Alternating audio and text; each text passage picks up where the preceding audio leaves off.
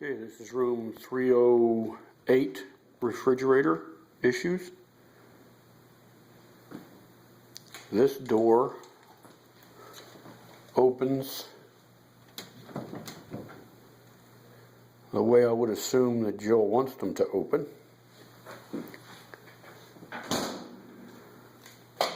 But what you will see down here at the bottom, we've got 2 inches clearance between the wall and the door.